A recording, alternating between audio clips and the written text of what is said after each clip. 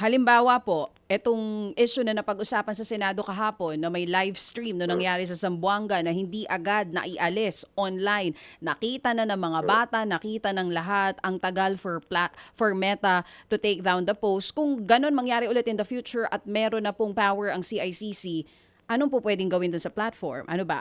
Fine? Ipapasara ba Ah, sila?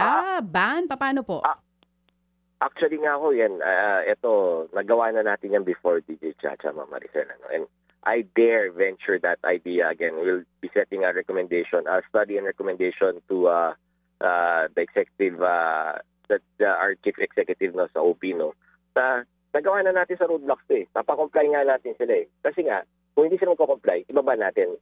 At nagawa na natin yung mga banning. In fact, one of the gaming platforms na ay mag-comply, permanently banned here in the Philippines, or back. So, may ganong tayong kapangyarihan. Pero we also recognize there are certain costs to actions. Kaya kailangan policy level ang action natin pagdating halimbawa sa Meta po. Kasi we understand there's social costs. Kasi nga, marami nang kumikita sa Meta eh. Yung mga content creators are recognized as a legitimate profession eh. And syempre, yung iba't ibang maasa doon sa mga platforms na yan pagdating sa information. So, sir, linawin ko lang yun. Sinabi mo na nagawa Mm, na sa Roblox. Tama po? mm. So, bakit hindi Tama po. natin nagawa sa Meta?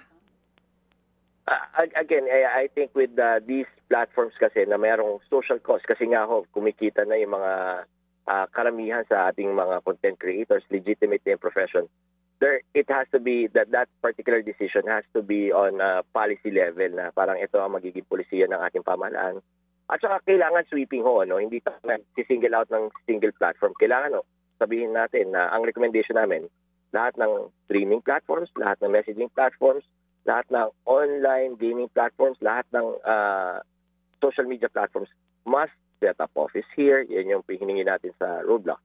Must uh, lahat ng mga Filipino users or lahat ng gumagamit sa atin must verify their identity either through yung pagtali ng know your client nila or yung KYC nila sa ating national ID or through to a legitimate and registered SIM card number.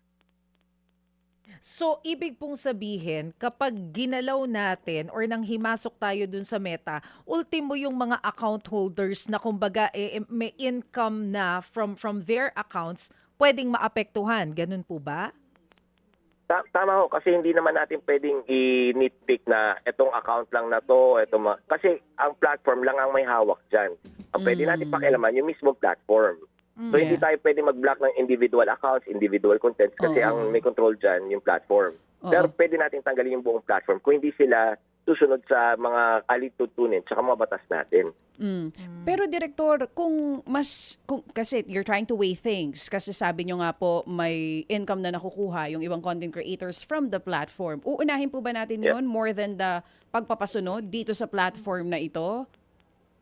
Yun nga yung sa akin, DJ Chacha, I don't think it's worth our children's future pag hindi sumusunod itong mga platform na to. Kaya nga, kami ho, sa CICC, sa DICT, magre-recommend na ho talaga ng humingi ng policy na kailangan lahat ng mga platforms na to mag-comply na sa mga batas natin. Otherwise, pag hindi, kasi ang mangyayari dito, ayaw namin maging parang arbitrary eh. We'll give them a chance to comply, set up office here, tie your KYCs to the national ID, set up a green lane to government, just comply. We'll give you time. If you don't comply within that time, we would temporarily restrict your access. That's a nice way of saying geographically blocking you from the Philippines until you comply. Hindi siya yung talagang ayaw Oo. natin amin sa inyo. Gusto namin sa inyo. Pero diba, sunod naman kayo sa amin. Pero right now you can't do that. Pero kung may power sa ibibigay ang Kongreso, kaya nyo po yung gawin.